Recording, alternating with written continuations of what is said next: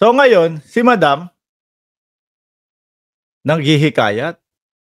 Sabi nga po, sabi nung ibang tao, kapagka yung mga ganyang lakaran at naghihikayat pa lang, ibig sabihin mahina pa lang 'yan, 'no?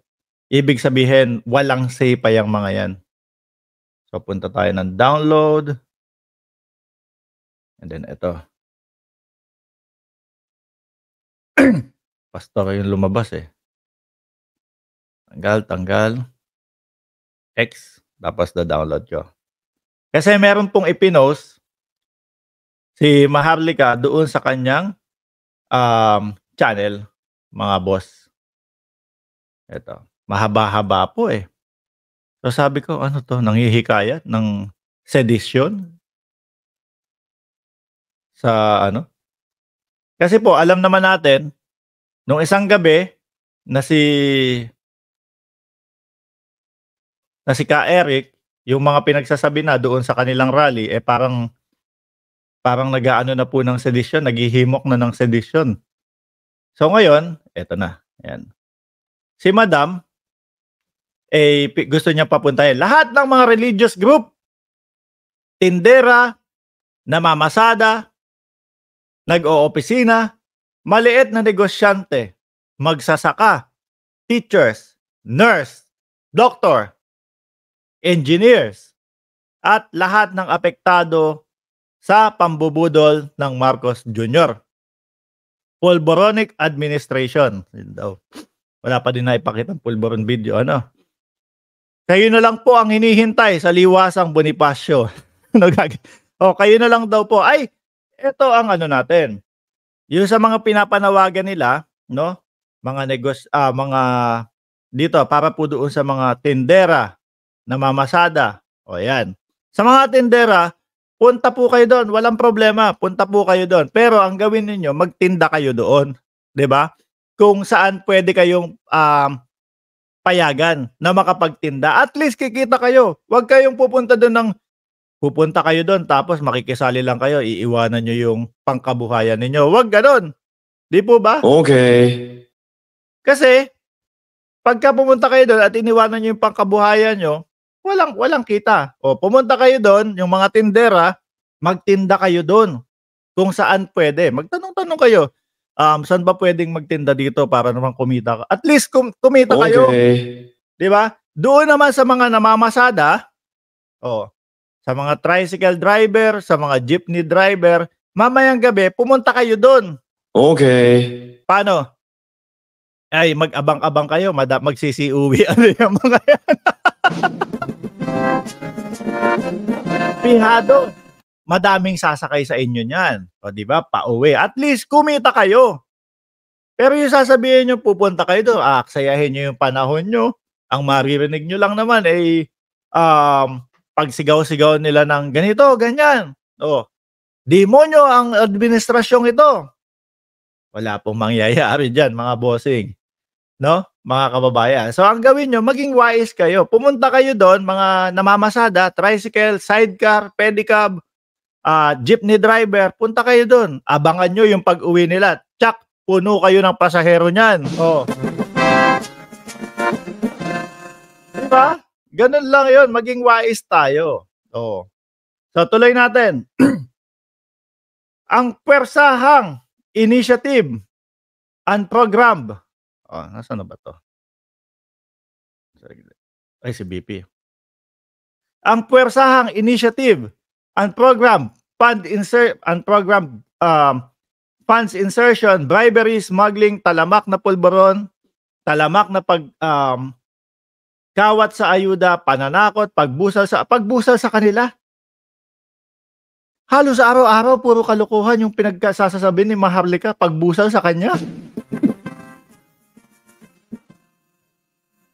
Pag-i-extort ni Liza Tanas, Kuting Bangag Jr., siya lang naman po may sabi niyan, mga kababayan. Samantalang ito, may nagsasabi yung 90% daw po, no? Ayon, base doon sa iniulat o sinabi ni Senator Risa Ontiveros na 90% daw po nung OFW kumbaga sapilitan po ba? Di umano, no? Sapilitang hinihingi ni Pastor Kibuloy. Yun yung may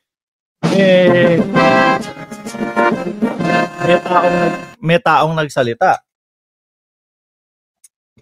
Sarap ng kape, paubos na ako. Nagkakape din ba kayo dyan? Habang tayo dito, naka-live. Tambaloslo sa mga foreign investors at iba pang mga pambubudol ng Polboronic admin ay sapat na dahilan kung bakit kailangan yung makip-isa at mag-speak up.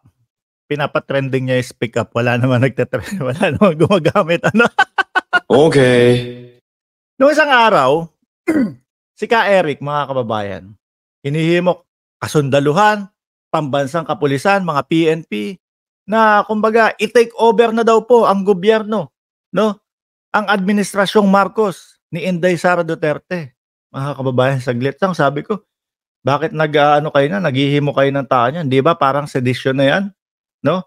So ibig sabihin, etong pagpapasama ni Maharlika, tapos ganun lang din po ang maririnig ninyo na pwersahang labanan natin yung gobyerno ng Pilipinas. Nako, wait lang. Mga bossing, mag-isip-isip po muna tayo. Bago tayo pumunta at magpasakop dito sa sinasabi nila na pumunta doon para ganon. Kung yun ang gagawin, maririnig ninyo, baka po, mga kababayan, nasusulat po sa batas ng Pilipinas yan na kapag sedition ang inyong gagawin, may kaparusahan po yan. Last, sama-sama nating isabuhay pa, ang mga ipinamalas ng ating mga bayani. Nako, kung maririnig to ni Jose Rizal, yung mga ganito, para ihele papuntang Kumunoy ang mga taksil sa bayan. Ayun daw po ang sabi ni Gat Maharlika. Ibang klase. Mukhang makakauto. Okay. Parang makakauto. Pakiramdam niya makakauto. Okay. Ay! Hihintayin namin yung sagot mo. Doon sa pinakalat mong 17, no? 17 utos ni Pastor Kibuloy daw. Hihintayin namin yung sagot mo. Sasabihin, hehehe. Gaganyan po yan, mga kababayan. Hehehe. Yung mga juto-juto naniwala doon sa 17 na utos ni Pastor Kibuloy. Gaganyan lang po yan. No, kunyari po nang-uuto lang siya. Gaganyan lang. Tingnan nyo yung mga uto-uto. Nagpalabas tayo ng 17 na utos ni Pastor Kibuloy. Pero, ligwak siya doon. Ligwak siya doon, mga kababayan, kasi walang katotohanan po. Mismong si Topacio ang nagsabi. Pero, sa kabilang banda ng ating iniisip, posible naman din po talaga, no, na sinabi nila Pastor Kibuloy yan, ni Pastor Kibuloy, na meron siyang 17 na utos, tapos pinakiramdaman nila yung taong bayan, ramdam nila na hindi nagustuhan ng taong bayan, kaya bawi-bawi.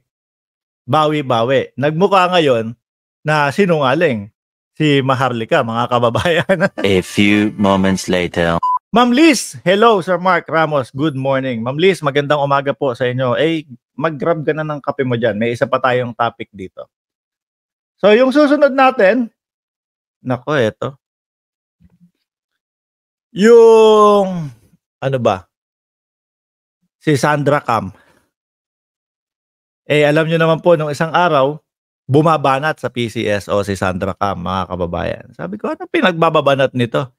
Kesyo daw po yung nung sila ang namumuno sa PCSO, kumbaga, lahat daw po, no?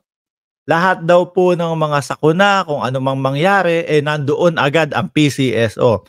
Samantalang ngayon daw po, dahil iba na yung nakaupo, hindi na po sila, hindi na magaling. Sabi ko, gusto nitong bumalik sa PCSO siguro. Gustong makaupo ulit sa PCSO, mga kababayan. So dahil hindi na sila yung nakaupo, hindi na magaling, no? Pero meron pong mga makakapagpatunay na hanggang ngayon po tuloy-tuloy pa po ang ginagawang pagtulong, no, ng PCSO sa ating mga kababayan. Hinihimok niya na wag na daw pong tumaya ang ating mga kababayan sa PCSO. Kung ganito yan, kung kayo hindi naman kayo nagsusugal o hindi naman kayo tumataya ng loto, wag na kayong tumaya naman talaga.